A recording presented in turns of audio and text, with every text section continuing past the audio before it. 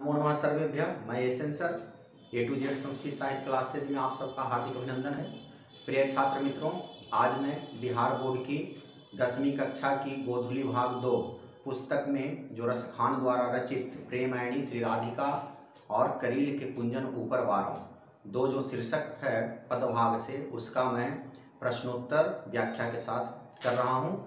छात्रों इसे ध्यानपूर्वक देखें। और अभी तो ये सिर्फ मुख्य तथ्यों के साथ प्रश्नोत्तर मैं सिर्फ बता दे रहा हूँ, और इन सारे पाठ का जो आपको विस्तृत अध्ययन लाइव क्लास में दिया जाएगा, इसलिए आप हमारे चैनल से जुड़े रहें। हमेशा आपको आपकी ज़रूरत की जो भी पढ़ाई है वह मैं आपको देता रहूँगा। तो इसके बाद अब देखें, यहाँ लिखा है प्रेमायणी श्री राधिका दोहा है। यह पद्य भाग की दोहा विधा है जिसमें 4 दोहे दिए गए हैं। दूसरा शीर्षक है करील के कुंजन ऊपर वारों। यह पद्य विधा की सवैया विधा है, इसमें एक सवैया है दिया हुआ। इसके कवि कौन है? तो रसखान कवि हैं। रसखान अर्थात रस की खान, जो रस के खान हैं उसी कवि का नाम रसखान है, क्योंकि इनका जो पूरा नाम है वह है सैयद इब्राहिम खान। यह एक मुस्लिम संप्रदाय के कवि हैं, लेकिन श्री कृष्ण के अनन्य भक्त कवि हैं, जिन्होंने अपनी भक्ति के माध्यम से और अपनी कविता की रचना से श्री कृष्ण के अनन्य भक्त बनने का गौरव हासिल किया है, जिस पर रीझ कर प्रसन्न होकर भारतेंदु हरिश्चंद्र जो आधुनिक काल के जाने माने सुप्रसिद्ध कवि रहे हैं, उन्होंने कहा है कि इन मुसलमान हरि जनन पर कोटिन हिंदुन बारिये। अर्थात कि रसखान कवि मुसलमान होते हुए ऐसे श्री कृष्ण के भक्त कवि हैं जिन पर कि करोड़ों हिंदू के कवि भी नहीं हैं, जिनके बदले में करोड़ों हिंदू कवि भी नहीं हैं, जैसा कि एक मुसलमान कवि रसखान कवि हैं।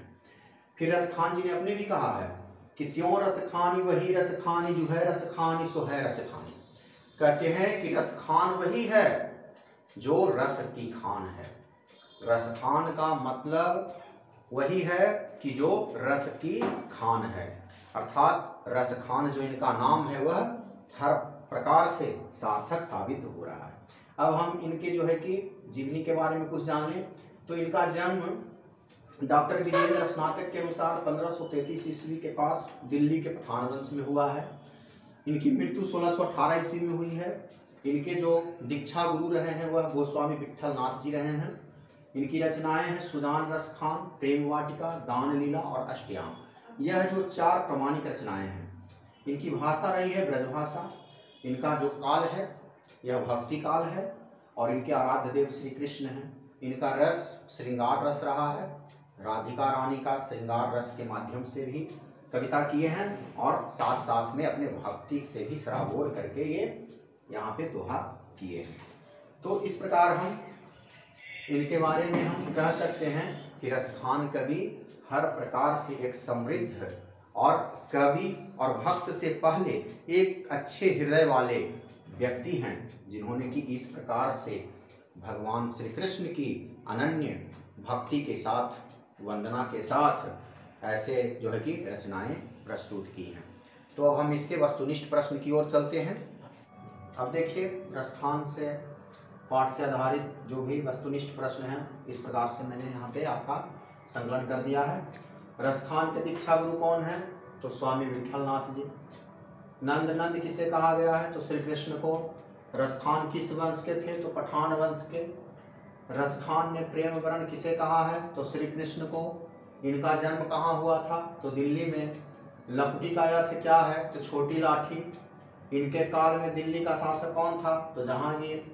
रसखान ने चित्तचोर किसे कहा है? श्री कृष्ण को। रसखान किस काल के कवि हैं? तो भक्ति काल के कवि हैं। मनमानिक में कौन अलंकार है? तो रूपक अलंकार है। संप्रदाय मुक्त कवि कौन है? तो रसखान है। रसखान के इष्ट देव या आराध्य देव कौन है? तो श्री कृष्ण है। रसखान को गोस्वामी विट्ठल दास ने किस मार्ग में दीक्षा दी? तो पुष्टि मार्ग में दीक्षा दी है। रसखान किस प्रकार के रचना में सिद्ध थे? तो सवैया छंद में। रसखान ने माली मालिन किन्हें कहा है? श्री कृष्ण और राधिका को। तड़ाग का शब्दार्थ क्या है? तो नदी है यहाँ पे। कलधौत का अर्थ क्या है? तो इंद्र है। अयनी का अर्थ क्या है? खजाना या मार्ग। प्रेम वाटिका रचना किस प्रकार की है, तो प्रेम निरूपण संबंधी रचना है। तो इस प्रकार से हम इसके वस्तुनिष्ठ प्रश्नों को पढ़ पाएंगे। रसखान कवि के अध्याय से जो भी यहाँ पे प्रश्नोत्तर हैं, आप इन्हें अच्छी तरह से याद कर लें, जो कि आपके एग्जाम में, परीक्षा में परीक्षोपयोगी साबित होगी।